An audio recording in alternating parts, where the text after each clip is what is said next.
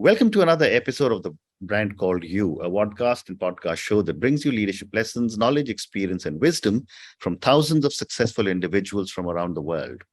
I am your host, Ashutosh Garg, and today I'm delighted to welcome a very, very accomplished professional, a multifaceted individual who's currently in Canada, but from Switzerland, Vasiliki Papadopoulos. Vasi, That's welcome right. to the show. Thank you very much. I'm very happy to be here as well. Thank you. Vasi is with Philip Morris International, responsible for global intelligence and is a planning manager based in Switzerland. She's been named one of Canada's top 100 most powerful women through the Women's Executive Network. She's a shoe designer. She's a podcast host, and she has been recognized, awarded, and felicitated globally. Vasi, let me start by asking you about your own amazing journey. Tell me about your journey in brief. Sure. My journey in brief as well. So my background is, I'm Greek. I'm Greek Canadian, very proudly Greek and Canadian. I come from a family of immigrants and who I would say instilled in me this notion of a hard work ethic and the ability or the belief to always express yourself creatively. And so, when I combine those sort of two pieces, a lot of the things that how you've introduced me or you've spoken to me about really are a reflection of those two things. Take things on through, creativity, through a passion, through a way to sort of drive and to work really hard. And that's where your successes will ultimately come from.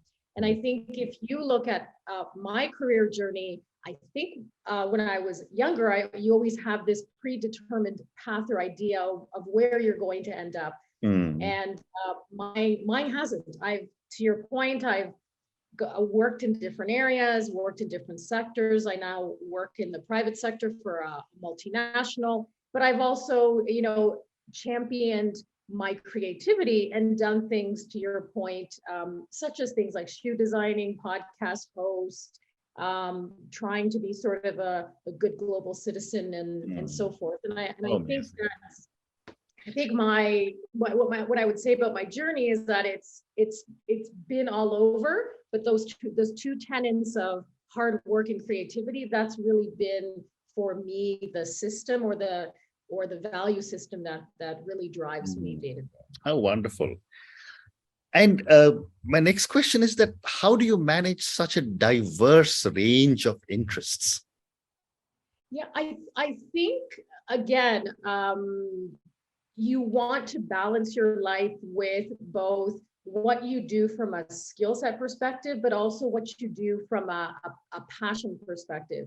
And how you balance that is to make sure that, I think my biggest thing is, we work and we work for various reasons, but your identity shouldn't be just sort of the work that you do. I think it's important to also express yourself through the things that bring you joy. And so when you look at some of the things that I do, sometimes it's not always for the reason of monetization. It's not only for the reason, to show that you're doing that. It's really an expression of passion and joy. And I think when you have a balance of that or an understanding of that in your life, it's a lot easier to manage, various aspects of that. And I think that's why sometimes ask me, how do you do all of these things? It's because a lot of them bring me joy. So it doesn't feel like I'm doing all of that. I really, it brings a lot of happiness. And so you find ways to do it, to manage it, and also to express yourself that way. How wonderful. So let's now move to your other interest of storytelling and communication. Yes. You have handled political stories, you've handled corporate stories. What would you say is the difference in communication? Yeah, that's a good question. I think from a political standpoint, there really is this idea from a communications perspective that there's a public accountability Mhm. that's there all the time. And it's really important what that communication looks like. And it's Mhm. very clear and it's very transparent and it's always on. You know, Mm. there's an expectation that what that narrative is, how you speak about it, that has to be very clear and transparent. I'm not saying that that isn't the case as well corporately. The lens is just happens to be a bit differently, but I Mm. also see that changing now as well. And Mm. so even from a corporate perspective, this idea of storytelling, it really needs to be clear, it needs to be transparent, and it also, I think for both, there has to be sort of an authenticity for how things are communicated, how they're positioned, and really, you know, what is that story or that narrative that you're Mm. telling? Mm. And there is an expectation publicly Correct. that those elements need to be there, Correct. especially now. It's very important, very, Well very said. important. Well said. And how important is it for companies to be able to tell their stories in a manner that will be heard, and not only heard but understood?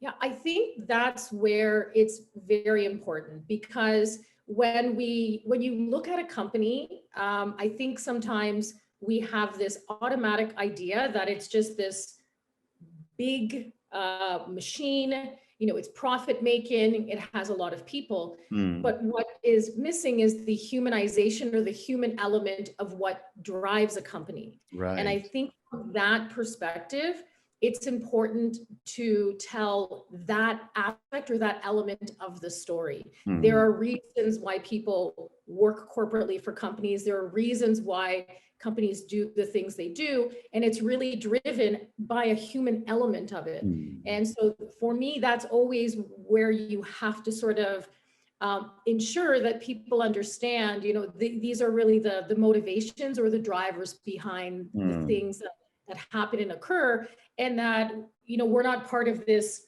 It is a, you know, it can be seen as a big machine, but Mm. there really are faces, people with their own stories and motivations that drive what happens within those respective companies. Mm. Very interesting.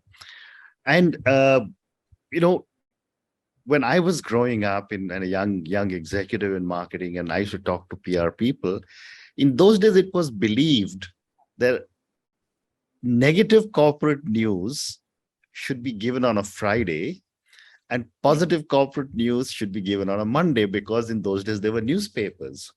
Today, with social media, everything has changed. I'd love to get your perspective.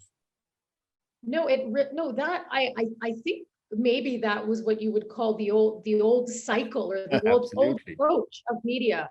I Mm. think now what we see, there is a 24 hours, 7 days a week, always Correct. on, not only media cycle, but just social media in general. Mm. And any information can be pushed out and disseminated within minutes Correct. of stories. And I think what happens now too is a lot of jockeying as to who breaks some of this news and these stories. Mm. And so I think that approach doesn't necessarily work anymore. I think when I think of it, I go back to this notion of, you know, clear messaging, authenticity, and then transparency, and then dealing with whatever you need to deal. Mm. From, I guess in this case, it could be a news story or some sort of information that's out there. But Mm. it is very much an always on approach now. Mm. It's unavoidable, and you have to manage it, position it in a way that you have to deal with it head on. Fascinating. And what is the role of top management when it comes to telling the story? Or is it just left to leaders within someone like you to say, okay, you go and disseminate whatever has to be said?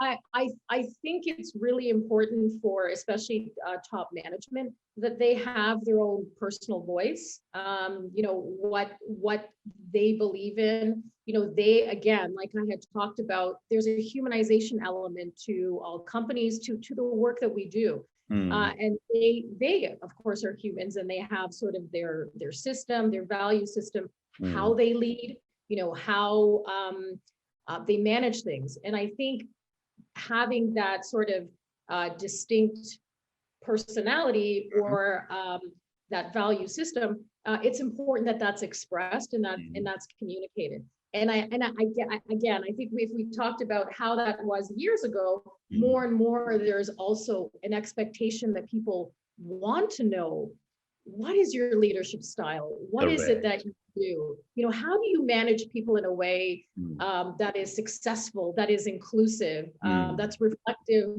of what you feel maybe the company or the group or the project that you're leading is a reflection of that. And I think more and more that's where you'll see that where you're no longer faceless, you know, it's not, there is a face or a humanization that is brought to those management roles, and I think it's very important. Fascinating. There is another aspect that I see now coming in a lot of corporate stories, which is the three buzzwords: impact, ESG, and sustainability. And along with sustainability come the SDGs, and some companies talk of DEI. How important are these socially relevant topics for corporate communication? I'm actually going to preface this by saying it's not only just corporate communications, it is important for companies, period. You know, there is now a good understanding of what we're facing from an environmental standpoint globally. We've seen it, the impacts of that.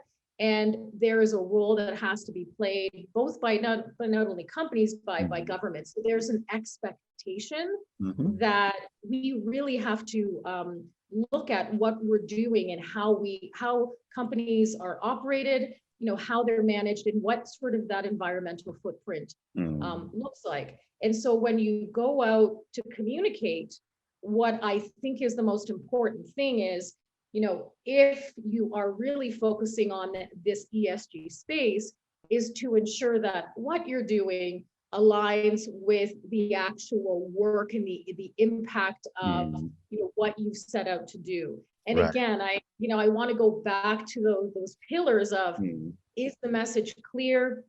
Is it authentic? And is it transparent in terms of what you're doing when it comes to sustainability and ESG? But that there is and especially, you know, a new younger generation of people, there is an expectation that, you know, people make consumer choices based on how companies operate. What are those decisions within that space? And there's an expectation that companies operate a certain way now and moving forward.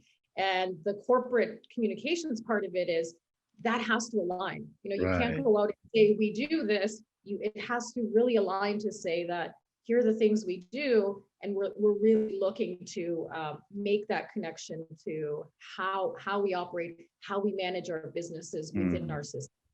Fascinating.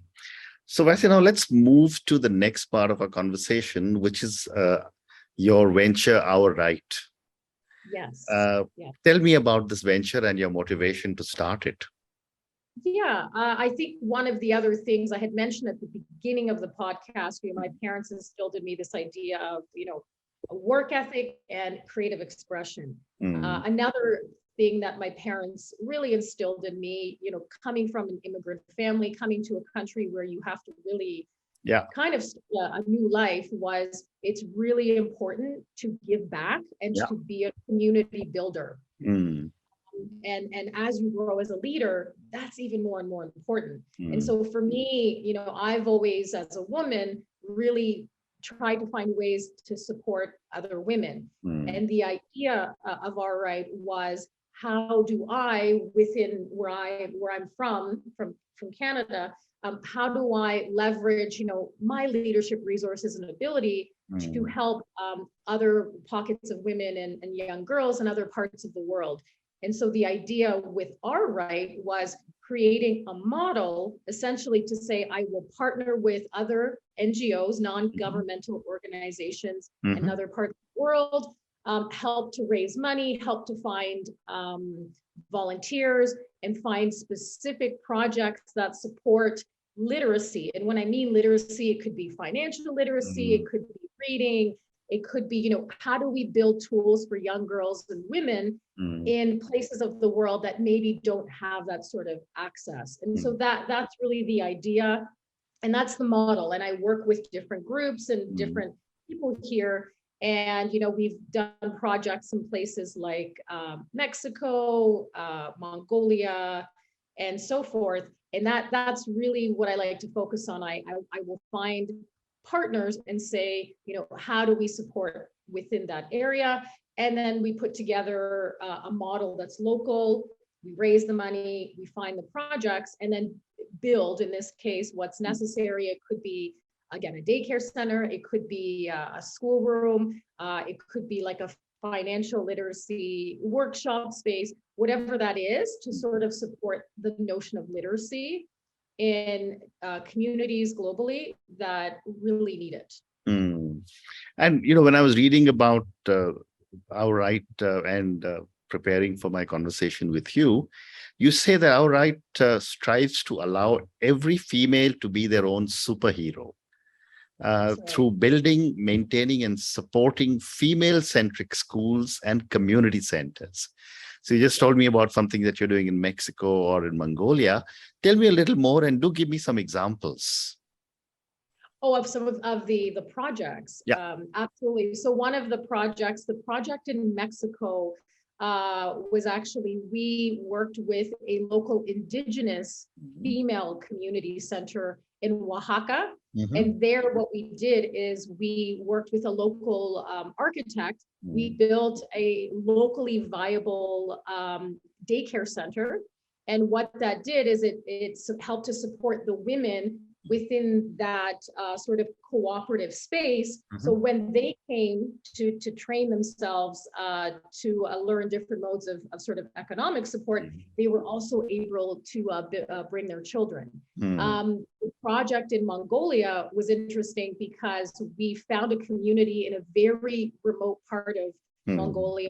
And what we did is we worked with World Vision Mongolia and a group called Building Trust International. And there we took a school that hadn't been fixed or renovated, I think, since 1952. And we had actually an architectural contest. And they came, and we had a firm that won, that designed a school that it was very much integrated into the culture of Mongolian life. And, from my perspective, the group that I helped to coordinate, we raised the funds, and then we actually sent a group of 15 Canadians to Mongolia and spent 2 weeks on the ground actually helping to build the facility itself. And so those are a couple of examples. Yeah. How fascinating. How fascinating. So I've got time for 2 or 3 more questions. I want to talk a little bit about your interest in shoe designing. I mean, I've spoken to so many people, but you're the first person I've come across who is passionate about designing shoes. So tell me about this and what goes into designing a good shoe. Yes. And so if people who know me personally know me that I am obsessed with shoes. I'm one of those people that, I'm always looking for shoes, and the type of shoes that I like to wear are either unique or quite creatively expressed. And so a couple of years ago, really at the start of the pandemic, I had always had this idea of designing shoes in the back of my mind. And I found what I would call an accelerator program. So what it is you apply, they provide you the platform to design the shoes. And then what I do is I come up with the designs, and then they have built out sort of an e-commerce platform where you can then sell them. And the accelerator program in this case, that's based in Italy, they then manufacture the shoes. And so it ends up being this sort of one-to-one e-commerce model. And that's really where it started for me. I came up with one idea. The first shoe idea was called the Nomad, very much a reflection of my sort of fashion sensibilities, but also because I love to travel, I very much feel I'm the nomad, and it's the type of shoe that's a reflection of that. And that was well received, both within my family and friends group, and people started buying the shoes. And then now I'm basically 8 designs later, and continuing to create. And Wow. again, back to that notion of creative expression, it's really about, you have these ideas or designs in your head. I come up with an idea for them and a name. All of the names for the shoes are very unique, and they're representative of different things. And you had talked about, women or girls expressing their own superhero. One of the shoes I designed is called the Diana. It's a stiletto heel, and it's an expression of Wonder Woman. Or I have a female hiking boot that's called the Trailblazer, because it's meant for women to blaze trails. And so again, it all goes back to that notion of creative expression, but that's really how I got into it. It sort of was, I found a platform for it and thought maybe, like, I guess like an entrepreneur, you would say, let's give it a try. Well said. Well said. Yeah. Wonderful. And my last question to you, Vasi, and this is for the many, many people who will listen to our conversation. Based on your incredible journey, and traveled and done so many amazing different things, what would you say are 3 lessons you would want our viewers and listeners to take away from our conversation? One for me is, don't be afraid to express yourself creatively. Don't think that you need to be an artist. Yeah. To think that you're creative, and that you cannot, find joy in the things that you have passion in. I think that's a big one. I think we assume that I think I need to be an artist and be a painter, and that's the only way to creatively express yourself. It's not. There's so many ways for you to do it. We all have it in us. You just need to find that. I think the second one, especially as a young girl growing up, is try as best to, and I don't like to say authentic, but be as much as who you are as a human being as possible. I think there is a lot of pressure, both family pressure and societal pressure, to maybe, take a path or do things that are expected of you, because those are the expectations of you as either a woman or a human, or culturally, depending on where you're from culturally. What I want to say is, I've really tried hard to express myself and do things in my life that are really an expression of my authentic self. And I really want people to do that and to take that lesson away. You will find your greatest amount of happiness if you really leverage, that aspect of your life. You don't want to live your life because somebody else feels, oh, you need to do this, or you need to act this way, or be this type of person, because we all do it. We all wear those masks. And I want people to understand, wear the mask of you ultimately. And I think the last one really is I think sometimes people say, follow your passion, and that's where the job is. I think for me, it's like, find things that you really want to focus on, and be really good at them, and then the work will come. But as you do that, constantly be what I call, and I even tell people, be a constant learner of the world. Read, understand what's going on. If you don't know something about it, don't think that, oh, just because I was in this field or vocation, this is where I have to stay. Put yourself out there to be a knowledge learner and a constant learner. And if you do that, you will always, find ways to do things, and you'll always better understand sort of the world.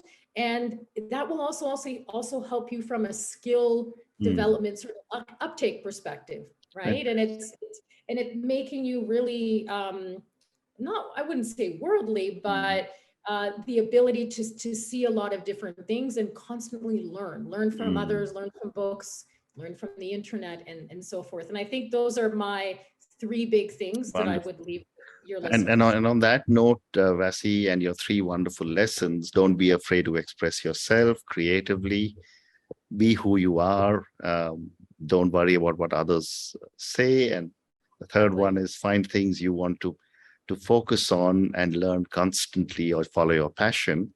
Thank you so much for speaking to me. Thank you for talking to me about your journey, about all your incredible thoughts on storytelling and communication. Thank you for speaking to me about OurWrite and all the great work you're doing for so many women around the world. And finally, thank you for speaking to me about Nomad shoes and your other branded shoes. Thank you again, and good luck to you. Thank you so much. Thank you for having me. It was lovely. Thank you. Thank you for listening to the Brand Called You videocast and podcast, a platform that brings you knowledge, experience, and wisdom of hundreds of successful individuals from around the world. Do visit our website www.tbcy.in to watch and listen to the stories of many more individuals. You can also follow us on YouTube, Facebook, Instagram, and Twitter. Just search for the Brand Called You.